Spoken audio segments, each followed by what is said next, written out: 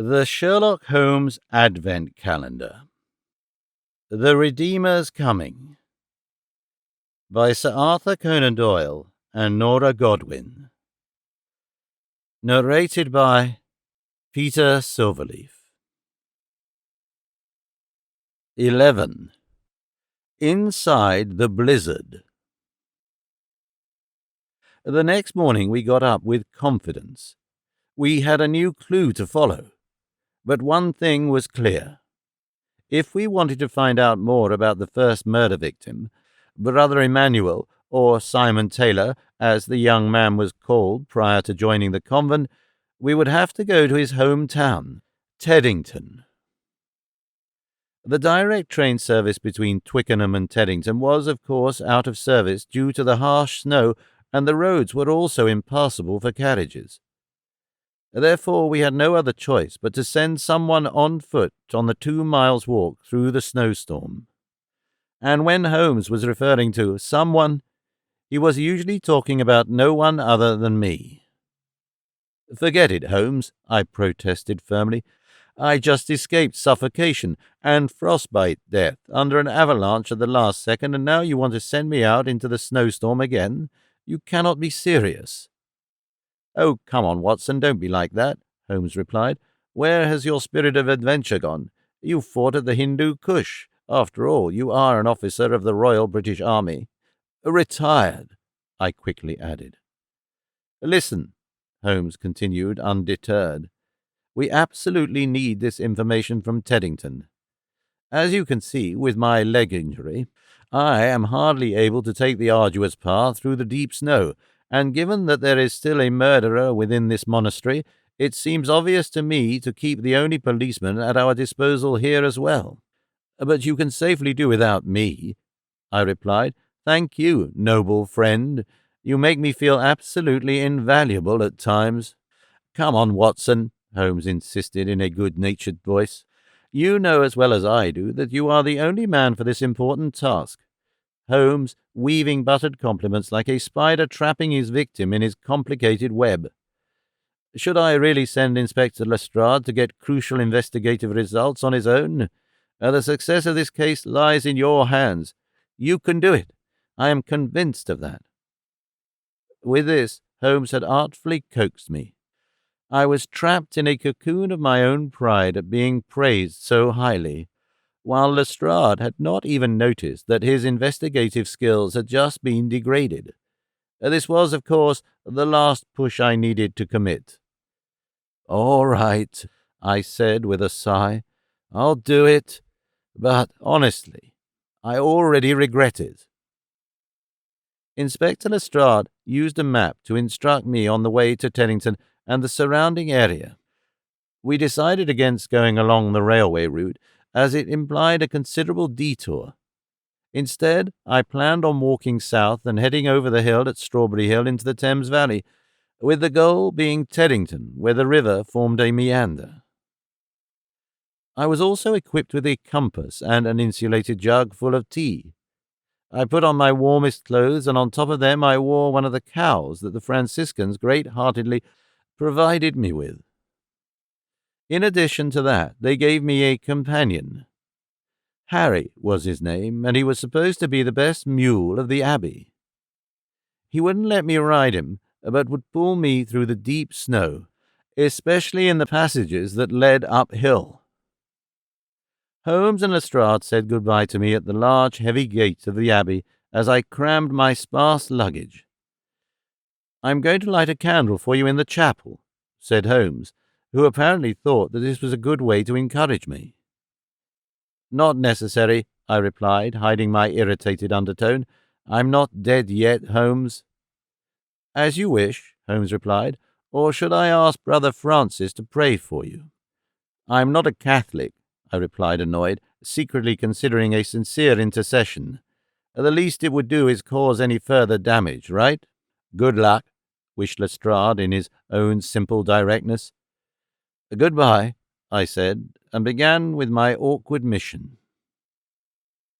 Holmes and Lestrade watched my first arduous steps out of the abbey, but then I heard the door of the abbey closing, and I knew that from that point on I was on my own. I pulled the cow's hood deep into my face as the frosty wind blew around my nose and the snowflakes seemed to come from all sides. "Let's go, Harry," I exclaimed, but my animal companion did not want to move, and so I had to, at least at the beginning, pull him instead of him pulling me. Eventually, however, he accepted his fate and we stumbled side by side through the snow. We left the road that led to the centre of Twickenham and on to Richmond to head south and aim for the hills along Strawberry Hill. As expected, progress was rigorous and slow.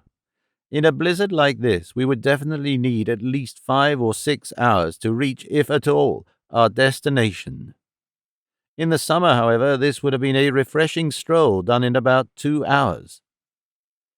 In order not to lose my determination, I occasionally talked to Harry, my new mule friend. "Are you also registered as a volunteer?" I asked, but Harry refused to answer. "You're not exactly talkative," I continued, and my companion wobbled with his head as if to confirm. "As you wish," I said. "It's probably better if we save our breath anyway." I was, of course, right.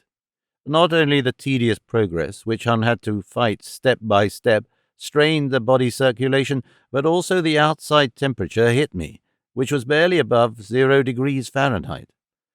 It was necessary to breathe consciously in order to not suffer from oxygen loss. Sometimes I sank into the snow almost up to my hips, but most of the time I walked in knee-deep snow on semi-safe ground. Despite thick socks and tight boots, I soon was not able to feel my toes anymore. Obviously, they suffered from bad circulation. Ice crystals settled around my sledge, and the back of the grey mule also turned white because of a thin ice crust. After 2 hours, we reached the beginning of the ascent to the hills at Strawberry Hills, where the strawberry plants must have been hidden under the thick snow and cover. At this point, I seriously considered giving up to nature and repenting. I was tired, I was cold, and the destination was still far. The fact that the main obstacle of my hike still was ahead of me made me even more inclined to stop right here. Maybe even let the killer get away with it. I was not ready to put my health or even my life at risk. "Let's leave it at that, Harry," I said to the mule and stopped. "We did what we could, but it's impossible. Better we turn around." But at this very moment my animal companion showed his stubborn character. He was, after all, a donkey. He pulled at me and pulled on his leash, which I had wrapped around my right hand. Apparently Harry didn't think in the slightest about giving up our mission prematurely. "You're going to kill both of us," I accused him, but he remained stubborn and made an attempt to move ahead of me. "For heaven's sake," I moaned, "this will not end well." But I went along with it and followed in his footprints. After all, my companion paved the way for me in the literal sense. He also partially pulled me upwards now, and I was able to gather some strength during our climb up the hill. The vegetation faded away, the bushes were covered with thick snow, and icicles hung from the branches of the trees. However, I had the impression that the snowfall decreased a little for the first time. Nevertheless, I searched for the sun in vain between the dense cloud walls. It certainly took us another hour for us to climb to the top of the hill with united forces. We reached a narrow plateau from which we could see the Thames Valley on the other side. Even the houses of Teddington I could already see from here, and on a hill the church of St. Mary, which was my first destination. The town seemed closer than I thought, and also further than I hoped. The roofs were white from the snow, and the chimneys were smoking. But even though the sight was supposed to give me new strength, I finally collapsed physically. I couldn't go any further. I needed a break. Completely exhausted, I let myself fall backwards into the snow and looked into the sky. The snowflakes came towards me from above.